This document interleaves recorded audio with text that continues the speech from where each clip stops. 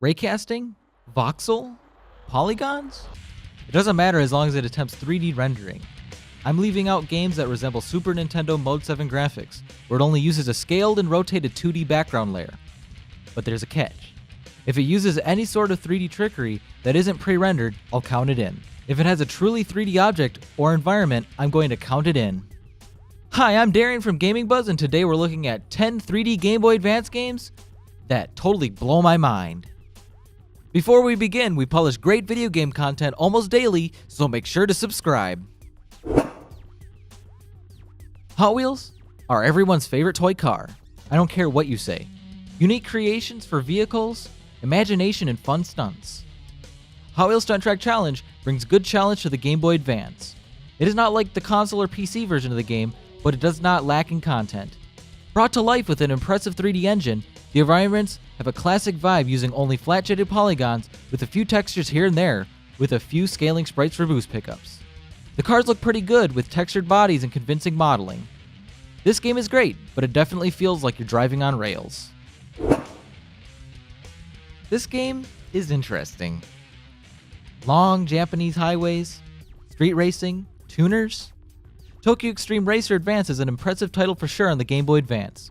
Originally released on the Dreamcast, Tokyo Xtreme Racer Advance uses a raycasting engine to bring this game to life on this weak system. This is a good game, but if long races on what seems to be just a looping road isn't your thing, I have some more great games that may tickle your fancy. Rally games are fun. Top Gear games are fun. The Game Boy Advance is fun. Guess what? Top Gear Rally on the Game Boy Advance is a thing. Check it out. The gameplay is responsive and fun, featuring a decent amount of modes for a racing game. Your car is a slow, refreshing 3D textured object with a simple reflection map on the windows, while the environment uses many different techniques to simulate 3D, including the use of scaling 2D sprites for opponents and roadside obstacles. This game provides many hours of enjoyment if you're looking for a rally game to take with you. If you live outside of France, you probably have no idea or little idea who these fellas are. Asterix and Obelix XXL is a video game based on a long-standing French franchise that started as a comic strip. This game is almost the same game available on PS2, boasting an impressive 3D engine developed by VD Dev for the Game Boy Advance. The environments are fully 3D with 2D scaling sprites serving as NPCs, enemies, and your character. Even though the game has a really distracting warping and shifting, it provides a fun beat-em-up platforming experience on the Game Boy Advance. So Doom from 2016 came out on the Nintendo Switch. That's impressive. But Doom from 1993 came out on the Game Boy Advance, which is just as impressive. This classic game uses a raycasting engine with environmental objects and enemies being rendered with scaling sprites. If you're familiar with Doom, it's a great way to play it as it has a playable frame rate, clear enough graphics in the low resolution provided, and has been censored with green blood. Because, nobody can handle ground meat made out of demons. This is a great option to experience the original on the go. This impressive arcade game, Smashing Drive, is pretty awesome. You drive a taxi on city streets, causing mayhem with funky power-ups and really bad music. No matter the version, it is the same gameplay. The game is entirely made of 3D objects, which many being textured. It's a technically impressive and fun experience to be had on the Game Boy Advance. So if you really need to take an arcade game with you, this isn't the worst option. Colin McRae Rally 2 offers fast and responsive rally gameplay with convincing physics on the limited handheld. This game is on the border of being as much of a simulation you can get with the constraints of the system.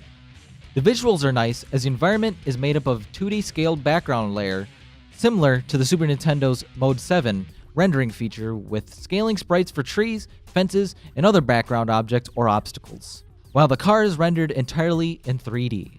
It features some damage and dirt buildup textures, complete with turning and spinning tires. Watch your car get covered in dirt as you conquer the world of rally. Racing is a common theme on this list, but I promise this is the last one. I just really like racing games, and they're solid on the Game Boy Advance. Need for Speed Most Wanted is a pretty impressive title in the system, using what looks like a raycasting engine with some 3D rendered elements like cars, as the game uses no sprite scaling for any objects. Fast-paced racing, nicely done 3D visuals, which are possible on the low-resolution screen, and weaker hardware, this game has great physics and can definitely satisfy any Game Boy Advance racing needs. Duke Nukem Advance is a game crafted just for the Game Boy Advance. It has fun and challenging level designs with great enemy placements. This game is definitely much better than Duke Nukem Forever, released for much more advanced hardware. Using a raycasting engine, this game pulls off impressive environments and a playable frame rate, which is enhanced by the fact that enemies are made up of scaling sprites that have rotating animations for you to be able to approach them on their blind spots. This is a Game Boy Advance first-person shooter you shouldn't miss if you're in that sort of market.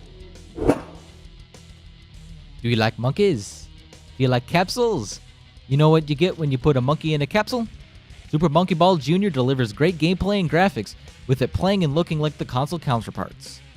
Being rendered with polygonal environments and scaling sprites being used for pickups, bumpers, and monkeys in their balls, this is an absolute treat to play and definitely pushes the hardware.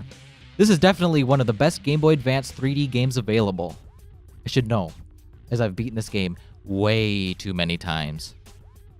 So that's our list. What did you think? Did we miss any games? Were we way off? Let us know in the comments. If there's a top 10 list you'd like us to do, let us know. Also, don't forget to subscribe.